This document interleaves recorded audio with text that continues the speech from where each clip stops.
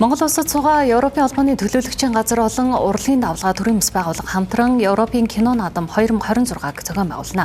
За энэ наадам нь 6 дугаар сарын 23-наас 27-ны өдрүүдэд өргөө 3 IMAX Shangri-La салбарт болно. 5 өдрийн турш үргэлжлэх энэхүү наадмын хүрээнд Европын 13 улсын 13 шилдэг киног олон нийтэд өргөн дэлгэцээр үн төлбөргүй толилуулах юм байна.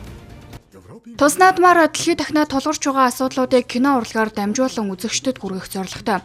За үүнд гэр бүлийн харилцаа, өсвөр нас, хөгжлийн бэрхшээлтэй иргэн, байгаль хамгаалал, сошиал хэрэглээ, өөрийгөө олж нээх зэрэг өнөөгийн нийгмийг тольцсон олон сэдвт бүтээл багтсныг онцловчтой. Наадмын хүрээнд Cinema Night зэрэг олон улс орны соёлыг таниулсан арга хэмжээг зохион байгуулах юм. За мөн кино урлагийн салбарын олон улсын мэргэжилтнүүд Монголын уран бүтээлчдийн мэдлэг ур чадварыг дэмжих 40 цагийн эрчимжүүлсэн сургалтын хөтөлбөрүүдийг багтаажээ. Сургалтыг кино найруулагч багш Джессика Вудворд удирдан явуулна.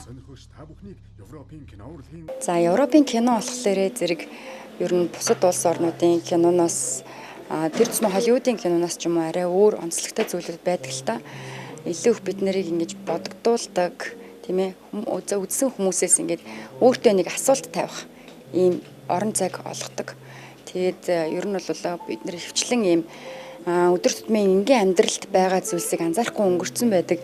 Тэр нарийн нюанс, хүн хоорондын харилцаа, хайр, ганцаардал гэж бид нар ямар сэтгэлийн дэлгэн дээр оршиж байгаа тэр бүх нарийн юмнуудыг гаргаж ирж идэг. Илүү найруулагчдын үнцгий бүтээлүүд байдаг л да. Euro Cinelab 2026 хөтөлбөр нь анхны болон хоёр дахь киногоо хийхээр зорж байгаа уран бүтээлч нар болон олон улсын мэргэжилтнүүдээс суралцаж кино бүтээх онол болон практик арга зүйг эзэмших боломжийг бүрдүүлсэн сургалт юм а. За уг хөтөлбөрт хамрагдсан нийт 12 оролцогч өөрийн хүрэх сэдвийн хүрээнд 3-10 минутын богино хэмжээний кино хийж өрсөлдөжээ.